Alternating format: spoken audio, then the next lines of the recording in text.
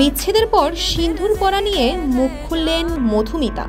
মধুমিতা হলো বোঝে না সে বোঝে না সিরিয়ালের পাখি। পাখি চরিত্রে অভিনয় করে দুই বাংলার দর্শকদের হৃদয়ে জায়গা করে নিয়েছিলেন মধুমিতা সরকার। বর্তমানে এই ভারতীয় অভিনেত্রী নিয়মিত চলচ্চিত্র ও ওয়েব সিরিজে অভিনয় করেছেন এবং সেখানেও বেশ সাফল্য অর্জন করছেন। মধুমিতা ও সৌরভ চক্রবর্তীর প্রেম শুরু হয় সবিনয় নিবেদন সিরিয়ালে অভিনয়ের সময়।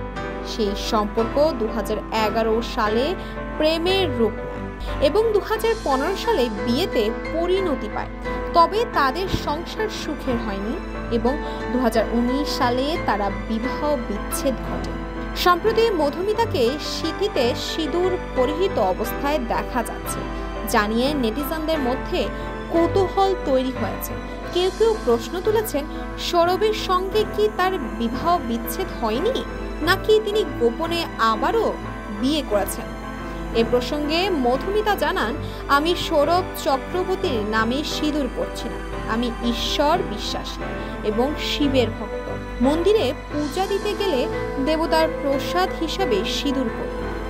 তার কাছে জানতে চাওয়া হয়, হিন্দু ধর্মে সিঁদুর পরা বিবাহিত নারীদের জন্য প্রথাগত, তাহলে কি তিনি কোনো প্রথা ভাঙতে চান? জবাবে মধুমিতা বলেন, আমি প্রথা ভাঙতে চাই না। সিঁদুর বিবাহিত নারীদের জন্য এবং আমি সেটা সম্মানও করি।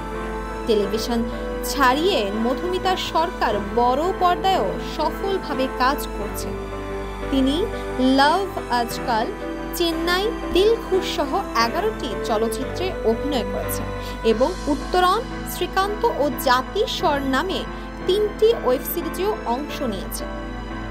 তাসফিয়া তাবাসসুম, এই সময়, ঢাকা।